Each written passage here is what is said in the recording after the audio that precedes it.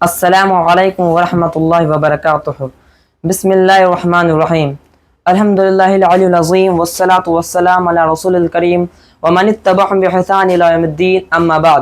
عن انس قال قال رسول اللہ صلی اللہ علیہ وسلم اکرموا اولادکم واحسنوا آدابهم۔ حضرت انس سے مروی ہے کہ رسول اللہ صلی اللہ علیہ وسلم نے فرمایا، اپنی اولاد کا اکرام کرو اور اس کو حسن ادب سے آراستہ کرو۔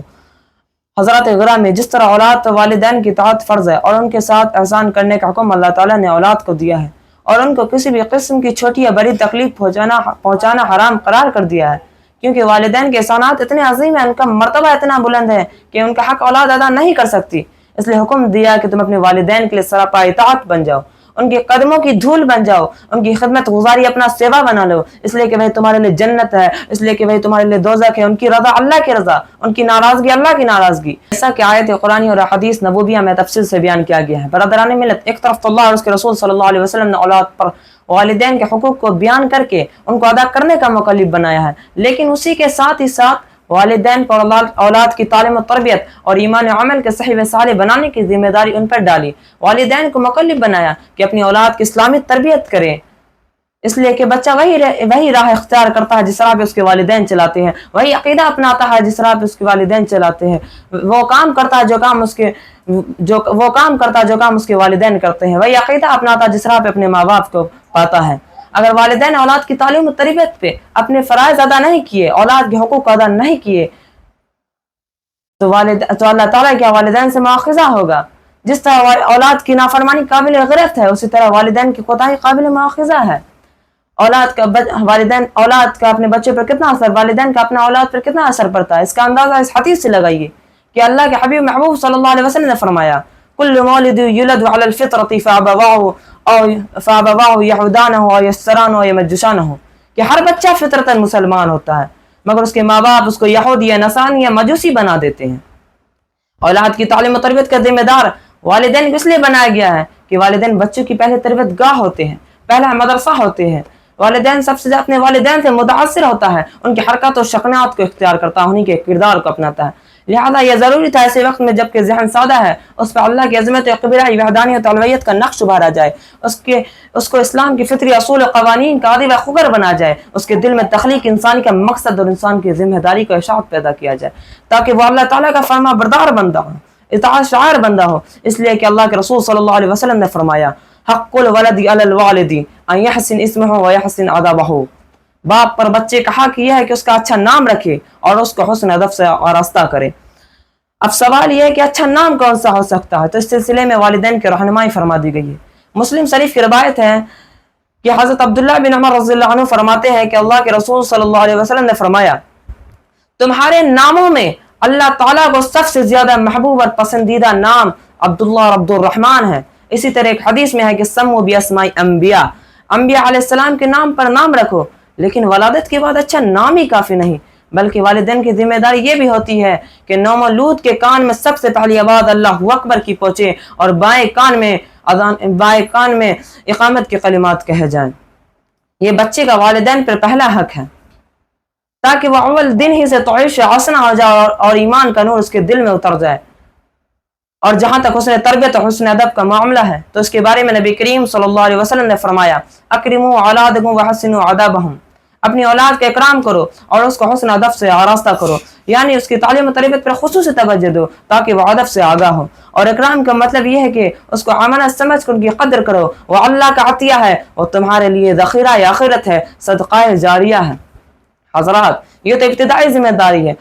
اور اولاد جب کچھ باشعور ہو جائے تو دوسری ذمہ داری یہ ہوتی ہے کہ اللہ کے رسول صلی اللہ علیہ وسلم نے فرمایا، جب تمہارے بچے 7 سال کے ہو جائے تو ان کو نماز کا حکم دو، اور جب 10 سال کا ہو جائے تو ان کو نماز چھوڑنے پر مارو۔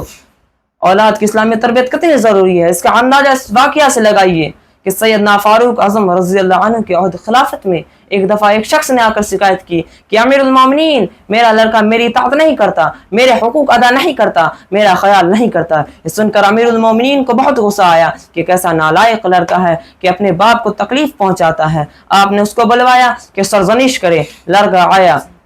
تو حضرت عمر فاروق رضی اللہ عنہ نے ناراضگی کے انداز مجھ سے نافرمانی کی وجہ پوچھی کہ کیسے لڑکے ہو تم، اپنے باپ کو تکلیف پہنچاتے ہو؟ تم کو سزا ملنی چاہیے۔ یہ سن کر امیر المومنین لڑکے نے عرض کیا امیر المومنین میری بات بھی سنیے، یقیناً یہ میرے باپ ہیں، ان کے حقوق بہت زیادہ ہے، لیکن ذرا پوچھئے کہ انہوں نے میرا کتنا حق ادا کیا، میرے اصلاح و تربیت میں فرض ادا کیا کہ نہیں۔ مجھے جب اللہ کے رسول صلی اللہ علیہ وسلم نے لڑکوں کا اچھا نام رکھنے کو کہا ہے، جبکہ میرے باپ نے میرا نام جعل رکھا۔ جعل گندگی کے کیڑے کو کہا جاتا ہے۔ میرے باپ نے میری تعلیم و تربیت پر کوئی توجہ نہیں دی، مجھے اللہ اور اس کے رسول سے آگاہ نہیں کیا، والدین اور دوسرے لوگوں سے باخبر نہیں کیا، میرے ساتھ کبھی محبت سے پیش نہیں آئے، پھر میں جس چیز کو جانتا ہی نہیں اس کو کیسے پورا کر سکتا ہوں؟ میں نہیں جانتا کہ والدین کی کیا حقوق مجھ پر واجب ہیں۔ یہ سن کر امیر المومنین نے اس شخص سے کہا کہ تمہارے لڑکی کی کوئی غلطی نہیں ہے، اصل مجرم تو تم ہو، تمہارے ساتھ ایسا ہی ہونا چاہیے۔ حضرات ذرا غور کیجئے، وہ ماں باپ جن کو اپنی اولاد کی تربیت کی کوئی فکر نہیں ہے، نہ تعلیم کی فکر ہے، نہ تہذیب کی فکر ہے، نہ اخلاق کی فکر ہے۔ لڑکے عام طور پر نماز چھوڑتے ہیں، لیکن والدین تنبیہ نہیں کرتے، خیال نہیں کرتے کہ ان کو نماز کا عادی بنائے۔ بچے مدرسے جاتے ہیں یا نہیں جاتے اس کا کچھ خیال نہیں، اگر پڑھنے جاتے ہیں تو ہم کو اتنی توفیق بھی نہیں ہوتی کہ کچھ وقت نکال کر ان کا تعلیم کا جائزہ لے، بچوں کے ساتھ کچھ وقت گزارے، ان کے سوالات کا جواب دیں، ان کو اچھی باتیں بتائیں، زبان کی اصلاح کریں، ان کے مزاج کو اسلامی مزاج بنائے، اس کے دل میں اسلام کی عظمت پیدا کرے۔ اور آج کل لوگوں کو عام شکایت ہے کہ اولاد نافرمان ہو گئی ہے، والدین کی باغی بن گئی ہے، اور یہ سچ ہے، ایک طرح حقیقت ہے۔ لیکن یہ بگاڑ کیوں پیدا ہوا؟ یہ کس کی غفلت کا نتیجہ ہے؟ یہ کن کی کوتاہیوں کا ثمرہ ہے؟ سنیے، اس بگاڑ میں سب سے بڑا ہاتھ والدین کا ہے۔ بچے تو بچے تھے، جب بگڑ رہے تھے، گالیاں دے رہے تھے، نماز چھوڑ رہے تھے، پڑھنے سے بھاگ رہے تھے، تو والدین نے پیار کی وجہ سے اس کو کچھ نہیں کہا، یا پھر ان کو موقع ہی نہ تھا کہ اس کا کچھ خیال کرے، کبھی کسی کی شکایت پر تنبیہ کر لی، ورنہ وہ بھی نہیں۔ اور اکثر تو بچوں کی بے جا حمایت ہوتی ہے کہ بچوں کی کسی بھی غلط حرکت کو بچہ کہہ کر نظر انداز کر دیا جاتا ہے، پھر جب بچہ بڑا ہو کر بالجان بن جاتا ہے، بگڑ جاتا ہے، والدین کو خاطر میں نہیں لاتا ہے، تو والدین کو شکایت ہوتی ہے کہ جب وہ بالغ ہو گئے، اپنے آپ کے مالک ہو گئے، تو فکر پیدا ہو اصلاح کی، جب اپنے بس میں تھے، اپنے ذمہ داری میں تھے، تو ہم نے کوئی توجہ نہیں دی۔ عام طور پہ یہ خیال کیا جاتا ہے کہ بچوں کی تربیت کے لیے ڈانٹ ڈپٹ ضروری ہے، ایسا سوچنا غلط ہے۔ کبھی بچوں کے پیار سے سمجھایا جاتا ہے، کسی غلط حرکت کا عادی ہو گیا، نالائق لڑکوں میں پڑ گیا، تو بہتر علاج یہ ہے کہ اس کو چھوڑائے، والدین اپنے ساتھ رکھے، ان کو نماز کا طریقہ سکھائے، اپنے ساتھ نماز پڑھانے لے جائیں، ان کو پڑھنے کی تاکید کریں، کسی کام میں مصروف رکھے، ان کو قرآن پڑھائے، یا پڑھ کر آئے تو ان کو سنیں، آیت یاد کرائیں۔ اگر ماں کے ساتھ بدتمیزی کرے تو والدین باپ سرزنش کرے، اگر ماں کے ساتھ بدتمیزی کرے تو باپ سرزنش کرے، اگر باپ کے ساتھ بدتمیزی کرے تو ماں سمجھائے، دوسرے افراد بھی اس کو محبت سے سمجھائے۔ جب بچوں کی اچھی تربیت ہوگی تو اچھا معاشرہ وجود میں آئے گا۔ اب میں اپنی بات کہیں پہ مکمل کرتا ہوں۔ وآخر دعوانا ان الحمد للہ رب العالمین۔